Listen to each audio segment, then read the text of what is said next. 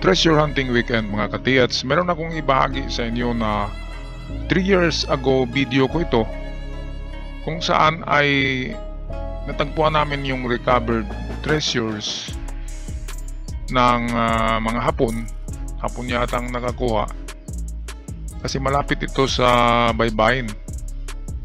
Ito'y bundok na malapit lang sa baybayin kaya madaling ma-retrieve. So yan ang style ng mga Hapon. Ang pagbaon nila ay karamihan malapit talaga sa dagat para kung balikan nila ito ay strategic siya na pwede nilang makuha ng palihim. Pwede silang palihim lang na pupunta sa bundok kahit na hindi sila mag-abiso or kahit hindi sila kuha ng permission sa may-ari ng lupa. Dahil kung tingnan nila, bundok, walang nakatira, walang mga tanim, bundok talaga katulad nito, walang mga tanim ito eh. Kaya pwede nilang balikan. Kaya sa palagay ko mga Hapon pa rin ang nag-recover ng treasure na ito. Kaya ito ay aming puntahan. Ang sabi ng ating katiyats, itong guide namin ay nakita na daw ito at hinukay niya ng mababaw lang. Pero tumigil siya kasi wala siyang gaanong alam tungkol sa treasure. Sinubukan niya lang. Kaya sinamahan niya kami mismo. Ito yung bato na sabi ko na napakalaki. At sa itaas niyan doon nag-chisel ang mga Hapon. Yung ibabaw ng bato nilagyan nila ng chamber. At doon tinago. 2 chamber yun na bukas. Yung isa puno ng lupa kaya akala namin mayroon pang natira. Tinanggal namin lahat ng lupa ay wala na talaga. Yung isa naman na open chamber ay napakalinis na, walang kahit lupa. So ito sa foot ng malaking bato sa baba. Amin muna tiningnan baka mayroong mga signs tulad ng ganyan. May mga bitak-bitak ay baka may ililitaw na mga signs.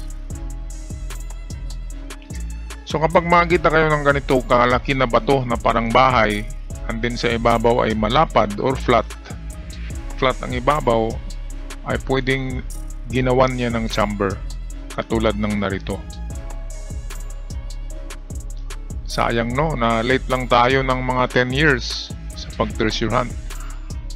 Naunahan kasi ang pumunta diyan ay yung mga apo siguro, anak ng nagbaon diyan.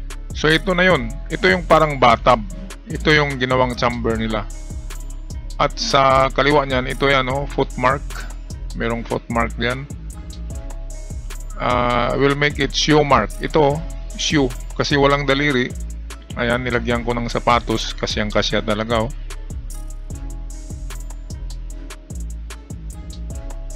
Sa unahan yan, mga 5 meters ay naroon din yung open chamber na bilog na parang atabay. Bato rin. Portion din ng bato na ito. Pero hindi siya sintro sa paa. Kaya pwedeng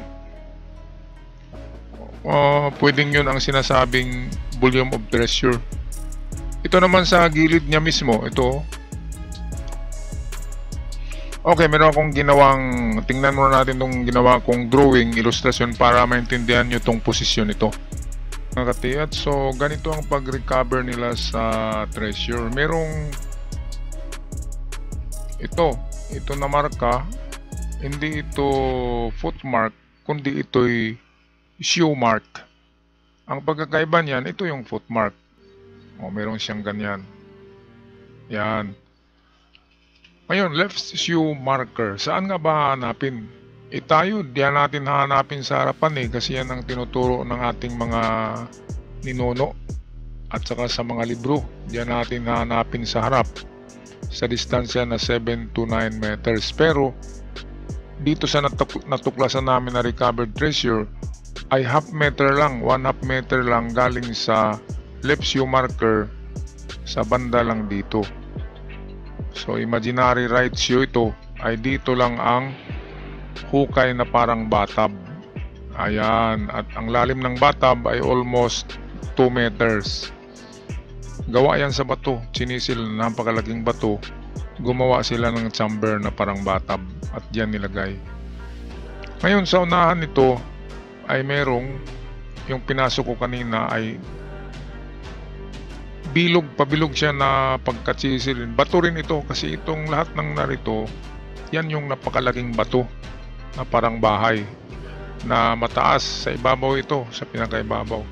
Parang ganito yan, kung hindi nyo nakita kanina, nasa video yan. Dito lang kami, ganito lang kami kaliit. Hindi, inakyat namin yan pag ganyan. Dito yung parang bathtub at dito yung foot marker or shoe marker. At sa unahan yan ay naroon yung isa pang chamber na bukas na rin. So malaki ito, the portion dito, bato pa rin ito. Talagang napakalaking bato. Kaya kung makakita kayo ng bato na ganito, na napakalaki, and then flat sa ibabaw, ito flat, pwedeng merong nakabaon dyan. Hindi nyo lang malaman kasi ginawang chamber ang bato. At tinagipan din ito ng parang bato pa rin. Bato siya tingnan. Kaya hindi talaga mahalata maliban sa yung shoe marker. Kapag nakakita kayo ng ganito, shoe marker, sa ibabaw ng malapad na bato, ay pwedeng ganito ang paghanap niyan. Okay, so ang item ay nasa kanan na direksyon ng left shoe marker na rito. Ito yung kanyang bathtub na chamber. So kung ating estimatein yan, ang laki kasi nun. Talagang volume of treasures. Totoo na ang mga shoe marker, foot marker ay volume of treasure. Lalo na kapag kaliwa. Ang kanan kasi ay malayo yan eh. Kasi ang kanan na foot marker ay ibig sabihin magpatuloy pa. Ang left shoe marker ay halt. Sa Japanese military, ang kaliwa ang tigil. Sa pagmarcha, kapag sabihin hinto, left ang ihinto ng Hapon. Kaya ang left shoe or left foot ang kanilang end of the trail ang sabi. Katapusan ng pagbiyahe. Kaya diyan ibaon, malapit. Okay, balik tayo sa video. At dito ay inumpisahan na naming tanggalin itong mga lupa na nakalagay na diyan sa rectangular na butas. Parang bathtub nga siya eh. Ay, maliit lang yung tingnan, pero kapag nalinis na ay bathtub na talaga siya. At kasyang-kasya na ang tao. So ayan, malambot lang lupa kasi binalik lang yan. Backfill. Pero dyan sa bandang likuran ng nagukay ay sa unahan yan, 5 meters away, ay mayroong open chamber na malinis. Walang lupa. Pero bilog yun, parang atabay. Bato rin, katulad nito. Ayan, tingnan ay parang lupa lang yan, pero bato yan, solid. Sinisil talaga, gumawa sila ng bathtub. Ayan o. Ang chance namin dito, kaya pinuntahan namin to, ay baka merong naiwan, baka may iniwan sila, tinabunan ng lupa. Yan lang ang chance, pero alam na natin na recovered talaga ito. Kasi nakita na ito ng kasama natin na bukas na. Ayan, at very strategic siya kasi ibabaw ito ng bundok. Nakita nyo kanina, nasa ibabaw ko. At sa baba nito ay dagat, may dalampasigan, direktang makaakyat dito ang mag-recover. Kaya kung i-recover nila yan ng madaling araw, ay wala talagang aakyat dyan kahit may makarinig pa na mga taong bayan sa baba na merong naghuhukay sa ibabaw. Kahit marinig pa nila, ay sino bang aakyat dyan ng daming ahas? Isa baba nga niya, nagkakita kami ng yung shredded skin ng cobra, king cobra. Sa baba niyan ay mayroong kuweba din eh. Kuweba na nasarado na. Strategic ang bundok na ito, mayroong history na mayroong dumaong dito na barge. Yung barge ng Hapon. At binaba sa barge ang mga kahon-kahon na kahoy. Kahon na gawa sa kahoy na maliliit lang, mga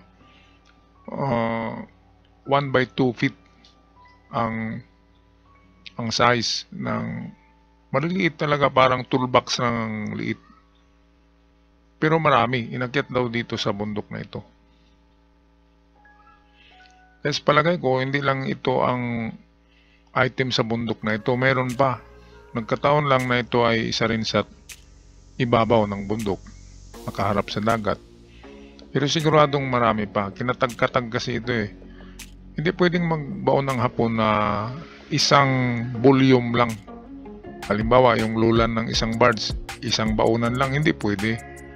Kasi kung matagpuan yun, ubos lahat, di ba? Kaya ang ginawa nila, kinatag-katag nila sa buong bundok para kung may makatagpo man, may makakuha, ay meron pang maiwan pag bumalik sila. Ayan mga katiyat, so tingnan nyo, di ba? Kasyang-kasya yung naghukayo. Malalim talaga siya. Nasa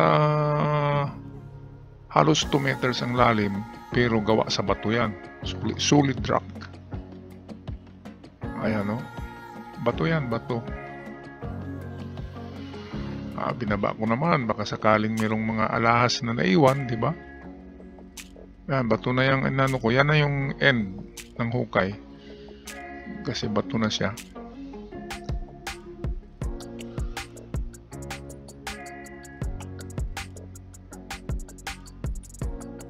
Okay, so negative, wala talagang ginto.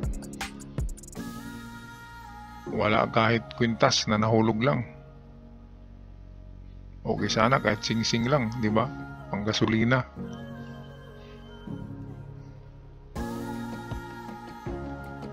Okay, so ito lang mababahagi ko sa inyo. May bahagi ko sa inyo mga katiyat, sa mga nag-umpisa pa lang sa treasure hunting. Ay isa ito sa paraan sa paghanap ng treasure sa left shoe. Shoe ito, hindi foot. Left shoe marker na nariyan sa ibabaw ng malalaking bato. Ako'y magpaalam na hanggang sa muli. God bless us all. Huwag kalimutan mag-subscribe sa ating channel. Paalam.